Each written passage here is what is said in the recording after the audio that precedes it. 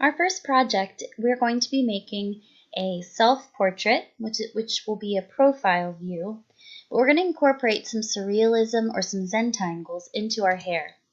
So let's get started. Surrealism is an art style that shows lifelike objects in dreamlike ways. So you might recognize what's in the picture, but the way things are put together doesn't seem to make any sense.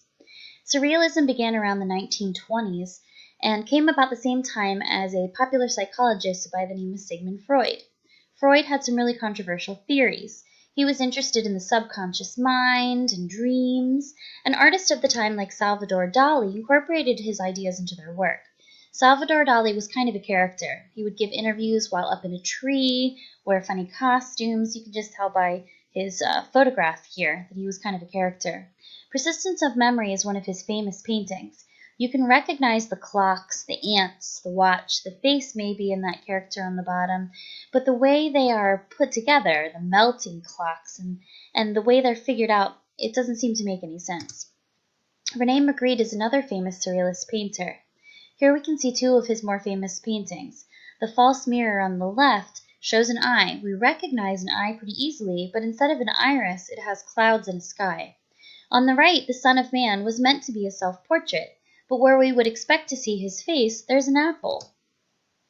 Frida Kahlo did not describe herself as a surrealist painter, but many put her in this category because of the symbolism she used. Frida faced many obstacles during her lifetime, and she took those struggles and put them into her paintings. Here we can see a necklace of thorns that's piercing into her neck. This is showing the pain that she experienced and many surgeries that she went through. She's also got two animals on either side of her. She wasn't able to have children, and some believe that these animals were a symbol for the children that she wanted. She also was known for combating the idea of what is beautiful and what a woman should look like, and she would exaggerate things about herself, like her eyebrow or unibrow and her mustache. Zentangles are very different from surrealism.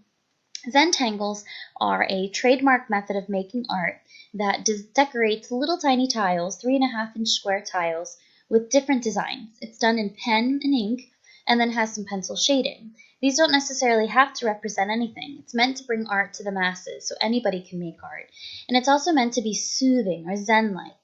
What I want you to do is incorporate surrealist ideas, symbolism, and dreamlike qualities in your self-portrait, but also fill the space with some relaxing designs and patterns. Let's look at an example. Here is my example self-portrait. You can see that the face part is pretty normal, but when you look at the hair, there's lots of things going on, and we'll talk more about this in another video. But we can see some dream-like symbols put together in different ways, and then some areas that are just patterns. I hope you like this project, and I'm really excited to see what you come up with.